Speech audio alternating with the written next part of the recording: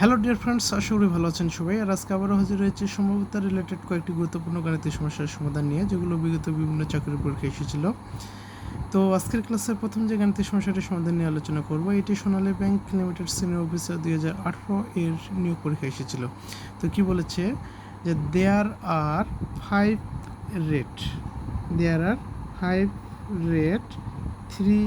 Black বলস in a bag. বলছে কি একটি ব্যাগে 5টি লাল 3টি কালো বল আছে।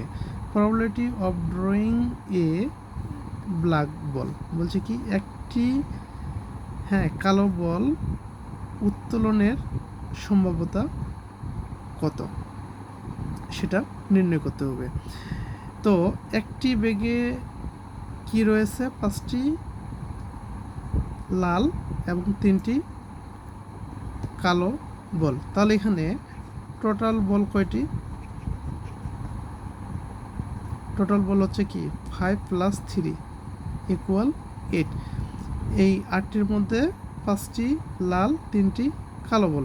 এখানে বলেছে যে probability of drawing A black বল।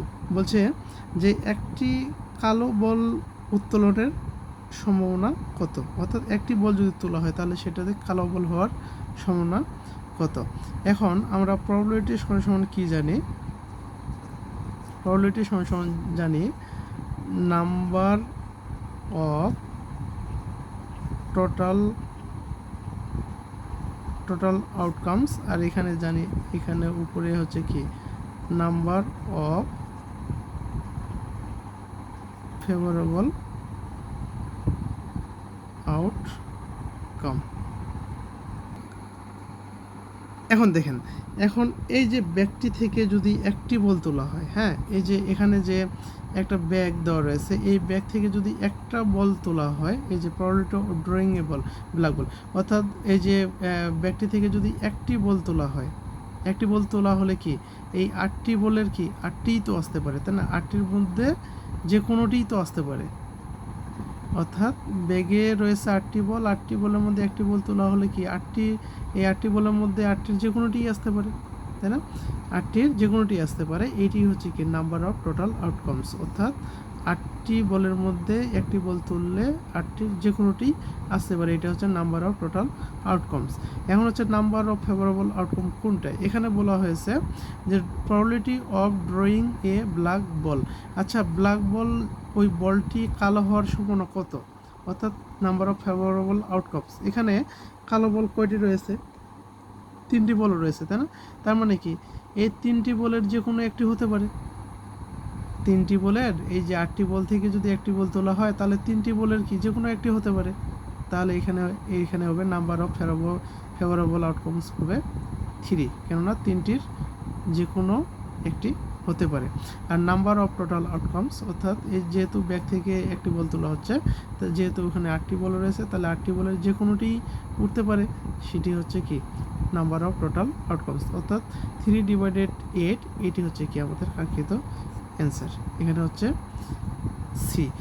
কি বলছে এখানে আরেকবার বলি, দেয়ার আর 5 রেড অ্যান্ড 3 ব্ল্যাক বলস ইন এ ব্যাগ, অর্থাৎ একটি ব্যাগে 5টি রেড এবং 3টি ব্ল্যাক বল রয়েছে। Probability of drawing A black বল, অর্থাৎ একটি বল তুললে সেটা কালো হওয়ার সম্ভাবনা কত, বা একটি বলকে তুললে সেটা কালো হওয়ার সম্ভাবনা হচ্ছে এই যে 3/8, কেননা এটা হচ্ছে কি 8টি হচ্ছে টোটাল বল, আর টোটাল 8টি বলের মধ্যে কালো রয়েছে 3টি বল, অর্থাৎ এই 3কে টোটাল সংখ্যা দিয়ে ভাগ করলে যেটা আসবে সেটা হচ্ছে অ্যান্সার।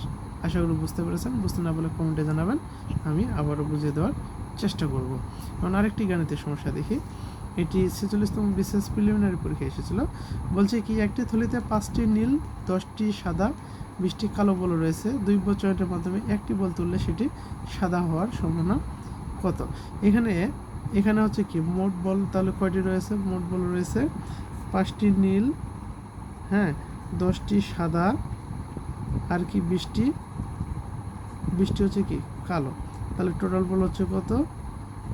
35টি, অর্থাৎ টোটাল মোট বল হচ্ছে কয়টি? 35টি, তাই তো। এখন বলছে একটি বল তুললে সেটা সাদা হওয়ার সম্ভাবনা কত, সাদা না হওয়ার সম্ভাবনা কত। তাহলে আমরা প্রথমে সাদা হওয়ার সম্ভাবনা নির্ণয় করি, তাই না? এই যে কি, একটি বল তুললে বলটি সাদা হওয়ার সম্ভাবনা কি আমরা কি জানি? আমরা জানি যে সমগ্র সম্ভাব্য ফলাফল, আর উপরে হচ্ছে কি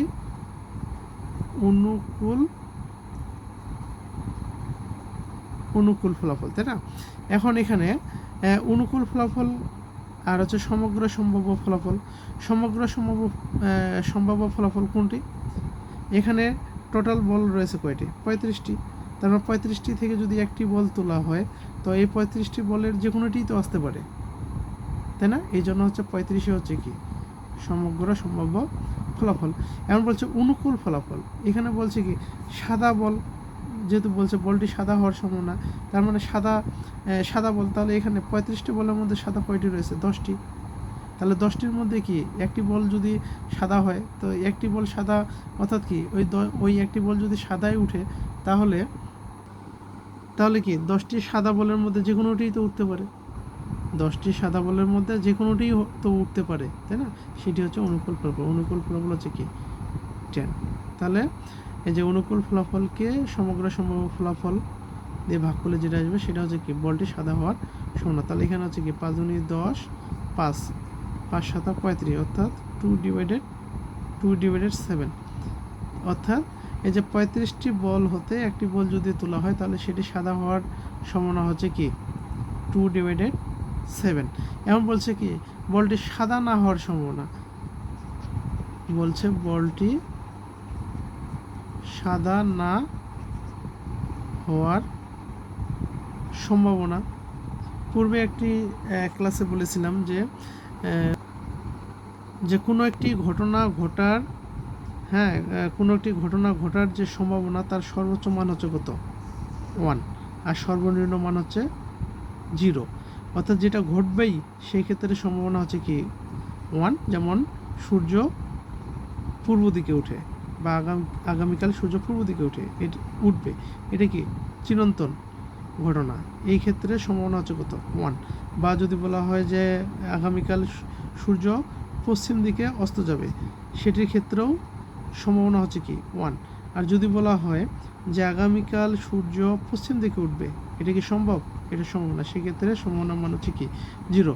তাহলে বলটি সাদা না হওয়ার সম্ভাবনা হবে এই যে টোটাল, অর্থাৎ সম্ভাবনার যে সর্বোচ্চ মান 1, সেটা থেকে সাদা হওয়ার সম্ভাবনা এটা কি যাবে? বাদ যাবে। তাহলে হচ্ছে কি 1 থেকে 2/7, এটা বিয়োগ করলে যেটা বিয়োগফল আসবে 7 থেকে 7 - 2, অর্থাৎ কি 5/7।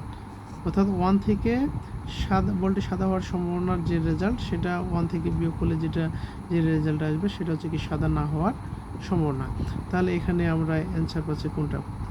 5/7, অর্থাৎ হচ্ছে কি আমাদের কাঙ্ক্ষিত অ্যান্সার।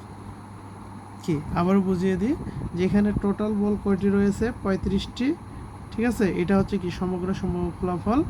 আর এই 35টি বলের মধ্যে রয়েছে সাদা বল হচ্ছে কয়টি? 10টি। তাহলে এই 10কে 35 দিয়ে ভাগ করলে, অর্থাৎ টোটাল বল সংখ্যা দিয়ে ভাগ করলে যেটা আসবে সেটা হচ্ছে কি সাদা হওয়ার সম্ভাবনা।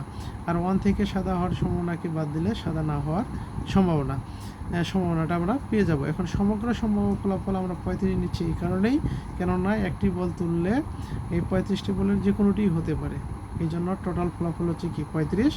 আর এই 10 অনুকূল ফলাফল হবে 10, কেননা একটি বল যদি সাদা হয় তো 10টি বলের মধ্যে যে কোনোটি উঠতে পারে। যে একটা বল যদি আমরা বলি যে হ্যাঁ একটি সাদা বল উঠতেছে, তাহলে 10টির যে কোনোটি উঠতে পারে, এই জন্য অনুকূল ফলাফল হবে 10। আশা করি বুঝতে পেরেছেন সবাই। তো বুঝতে না পারলে অবশ্যই আপনারা আবার কি করবেন, কমেন্টে জানাবেন, আমি আবারও বুঝিয়ে দেওয়ার চেষ্টা করব। আর যদি আমার এই ভিডিওগুলোতে আপনাদের ভালো লেগে থাকে তাহলে অবশ্যই ইউটিউব থেকে বিভিন্ন একাডেমি ইউটিউব চ্যানেলটি সাবস্ক্রাইব করে দেবেন, এবং ফেসবুকে বিভিন্ন একাডেমি পেজটি ফলো করে রাখবেন, লাইক কমেন্ট শেয়ার করবেন, আপনার বন্ধুদের সাথে শেয়ার করবেন। আপনারা বিবি ম্যাথ একাডেমির পাশে থাকবেন। বিবি ম্যাথ একাডেমিও আপনাদেরকে ভালো কিছু দেওয়ার চেষ্টা করবে। আরেকটা কথা বলে রাখি, বিবি ম্যাথ একাডেমি তাদের জন্য কাজ করে, তাদেরকে নিয়ে কাজ করে যারা সাধারণত ম্যাথে খুবই দুর্বল এবং ম্যাথ খুব কম বোঝেন। এই জন্য বিবি ম্যাথ একাডেমিতে যেটা করা হয়, প্রথমে একটি অধ্যায়ের শুরু বেসিক জিনিসগুলো আলোচনা করে এর গাণিতিক সমস্যাগুলো সমাধান করা হয়, যেন আপনারা সহজে বুঝতে পারেন। এই জন্য যে কোনো চ্যাপ্টার দেখলে আপনারা প্রথম থেকে শেষ পর্যন্ত ভিডিওগুলো দেখবেন, তাহলে আপনাদের আর ওই ধরনের গাণিতিক সমস্যার সমাধান থাকবে না এবং আপনারা সকল ধরনের গাণিতিক সমস্যার সমাধান করতে পারবেন। তো ধন্যবাদ সবাইকে, আবার দেখা হবে নতুন কোনো ভিডিওতে। ততক্ষণে অবশ্যই ভালো থাকবেন সবাই। ধন্যবাদ সবাইকে।